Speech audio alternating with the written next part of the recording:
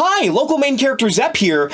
A nightmare sentence if you're reading it phonetically. It's often said by the most annoying person at a party that English is a terrible language, makes no sense, and is the hardest one to learn. Well, while that's not entirely untrue, it does make one faulty assumption, that English is even a real language. While yes, if you look at all of the definitions and common sense, English is a language, the most commonly spoken one in the world even, but if you really squint at it, English is more of the world's most advanced pigeon tongue. Which I know is technically a type of language, but shut up. Most English words are directly borrowed or stolen from other languages, only to be shipped off as loanwords to completely different ones. English stealing words and English loaning words comes from one core cause. Historically, white people love to colonize and do imperialism. Yippee! This has led to a messy world history, and also a mess of a language with no consistent rules, spelling, syntax, or grammar-wise. Logically, many people have tried to reform the English language, and the same amount have failed. To be fair, it's pretty hard to make a DLC for the world's most spoken language, especially one that would be enforceable. It's not like we have a body governing over the use of English. That'd be dumb and unattainable. We're not the French. They choose to talk like that. Even if we could make an English spelling reform that would stick, and let me tell you, Benjamin Franklin's was not it, there is no chance in a warm hell we would ever do better than Korea's. Korea's current alphabet, Hangeul, is an incredibly recent invention as far as writing systems go. Like 1443 kinda recent. That sounds like a long time ago, but that's a little under 50 years before Chris Columbus sailed the ocean blue and did terrible, repugnant things to the indigenous peoples of the Americas. That's pretty modern to make a widely used alphabet. Originally called Hunminjeongeum and publicly unveiled in the 1446 document of the same name, the aptly titled Proper Sounds for the Instruction of the People was developed under Korea's ruler Sejong, or if you're cool with him like I am, Edo. Or Wangjong, or Makdong. Due to old Korean naming customs, he had a lot of names, so I'm going to say that the most accurate one is Sejong. It's arguable if the guy actually made it all by himself, but we at least know that the National Institute of Korean Language really insists that he did, citing the logistical issues in the case that he didn't, because monarchs are often known to be honest and selfless people. Regardless of the story of its creation, Hangeul's modern name can roughly translate to both the Great Script and the Korean Script. While less descriptive than the proper sounds for the instruction of the people, it's still an appropriate name for a script that was invented to improve literacy amongst the Korean people. Before this script, Korea used Chinese characters called Hanja to write things, and they were pretty complicated. In ancient China, they even wrote an entire rhyming poem with 1,000 of these characters without any repeats. We can't even get through the quick brown fox jumps over the lazy dog without reusing some letters, and that's only one sentence. And it's this 1,000-character classic, a 250-line poem, that gets used to teach children these characters. This, as you'd expect, is an involved process, and mind you, using Chinese to write an entirely different language was somewhat difficult to learn, teach, and write on its own, especially when you weren't rich. Or a man, because, you know, historical sexism. So literacy was kind of a hard-fought skill. Like in most societies, Korea reached a point where it would be more convenient to have commoners be able to, you know, read a sign. It's way more convenient to distribute information through posted text than it is to have a crier say the same announcement over and over again. Like, say, if you have a royal announcement you need to make to the entire country. Problem is, stating this again for clarity, having your language's literacy onboarding process be a poem with 1,000 characters from a different language isn't exactly good or at all ideal. Imagine trying to teach that to the pores you systematically subjugate without getting that surf smell all over you. So, as discussed earlier, they made something that's easy to learn. So easy to learn, in fact, that you could learn it in an afternoon. Here's a guide. It's that easy. Babies learn this stuff. Even if you forget it, you could literally relearn it again in 30 minutes at no inconvenience. Even in 1446, the alphabet was made easy to learn. There was multiple versions of the Hangeul document, one done in Hanja, an illustrated explanation of the alphabet, and even one done in Hangeul itself. Not that much later on, they even made a rhyming dictionary to explain how to pronounce the characters. As the preface of the document states, because the spoken language of this country is different from that of China, it does not flow well with Chinese characters. Therefore, even if the ignorant want to communicate, many of them in the end cannot state their concerns. Saddened by this, I have had 28 letters newly made. It is my wish that all the people may easily learn these characters and that they be convenient for daily use. Hangul works by combining and altering 24 symbols, originally 28 at its creation. Each symbol represents a sound that can make a whole syllable in a word. Just take the sounds in a syllable, write them together, and do that for the rest of the word. People have been trying to make a spelling revision for English this good for actual centuries, and they will literally never beat this. However, the adoption of the accessible people's alphabet has been a bit gradual. Even though Hangul was prolifically intuitive, Hanja was still primarily used for like 500 more years because sometimes the haughty elite are just like that. I've seen Korean science textbooks released in the last 50 years that were still written and published in Hanja. This also means Korean children are at least somewhat likely to deal with Chinese characters within their lifetime, so might as well teach them the same way that countless kids use to memorize the names and types of hundreds of fake magical animals. Trading cards in anime. For example, flashcards.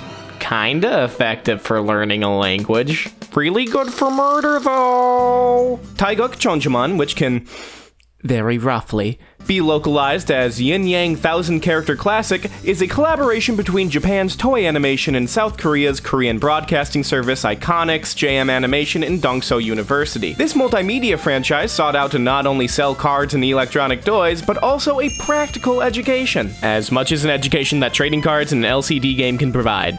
The 39-episode series aired in Korea from 2007 to 2008, Hong Kong in 2009 and 2010, and in Japan in never, despite being a co-production. This could be due to kanji's divergent evolution from Chinese characters, or simply because a Japanese release was never planned, but it did air somewhere, dubbed by someone. 4Kids Entertainment. You know who they are if you're here, and if you don't, you can find out pretty easily. Somehow, they got their hands on this Korean edutainment series, dubbed only 26 episodes and aired it from 2011 to 2012. They also renamed it to Tai Chi Chasers, which is certainly a choice. Yo! What's my card trick? Blast away, Tai Chi Pop! And spit on that thing, you get me?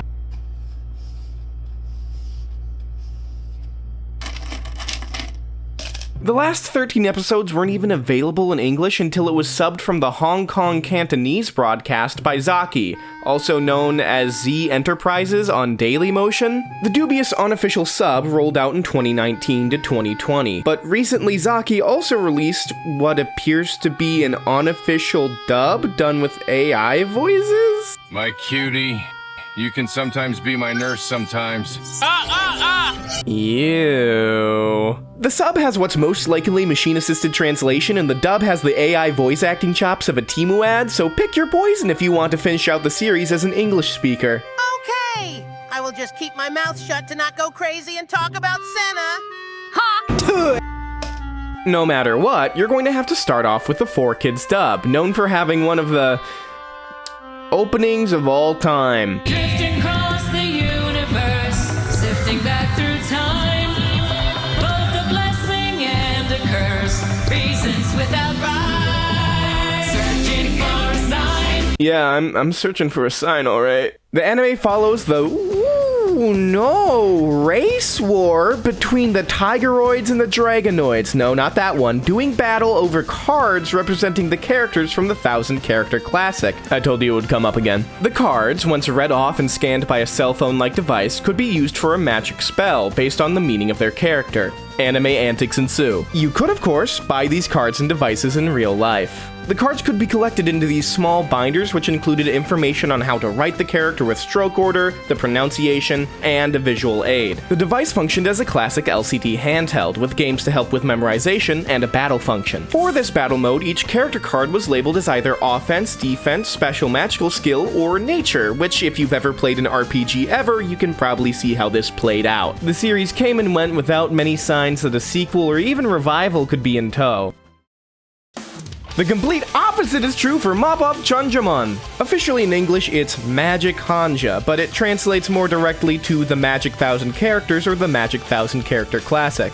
A comic published by Book 21, it's another Korean edutainment franchise about learning Hanja. I always wondered what would happen if a girl were a shonen shyster and also Goku.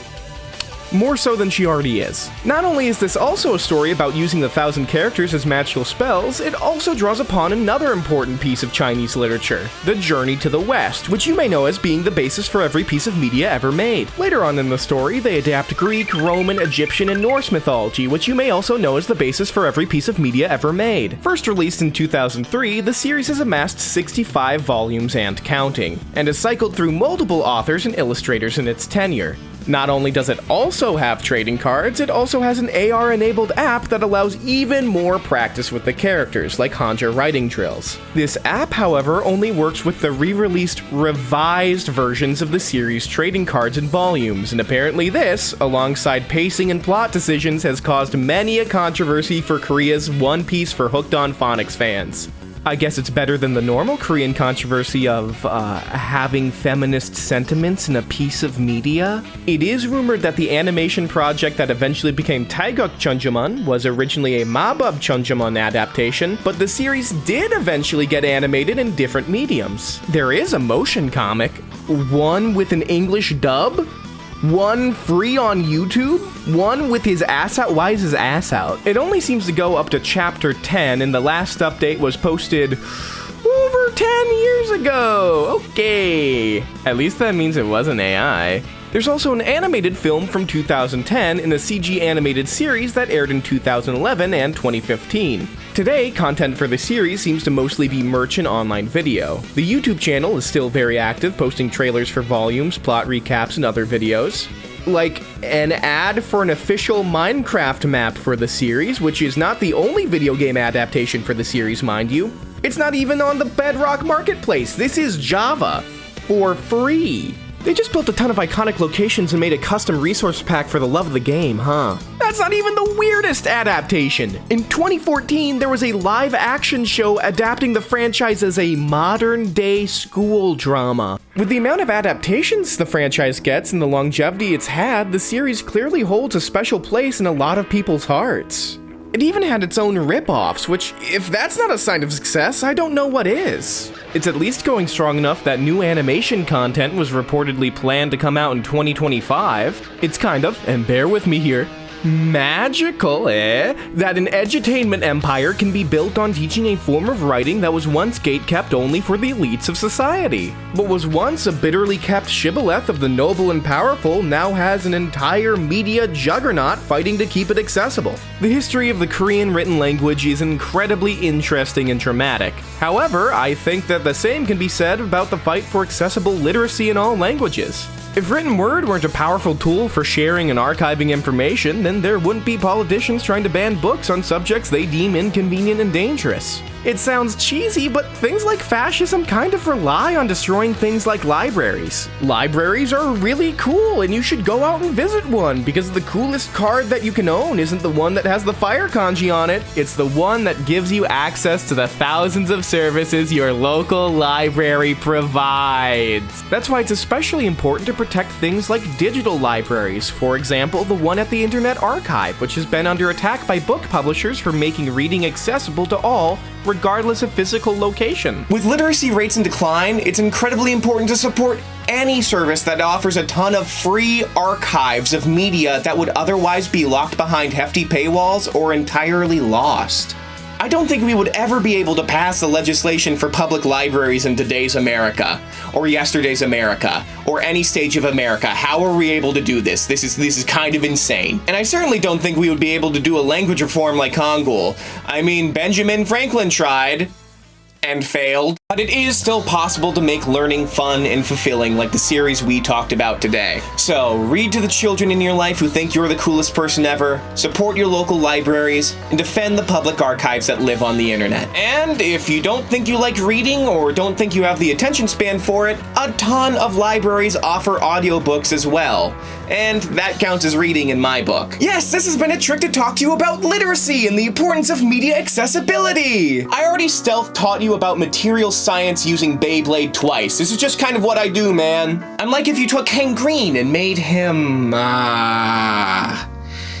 have a folder of Yugi Joey Yaoi moments canonical to the original Yu-Gi-Oh manga. I need to get a better elevator pitch than that.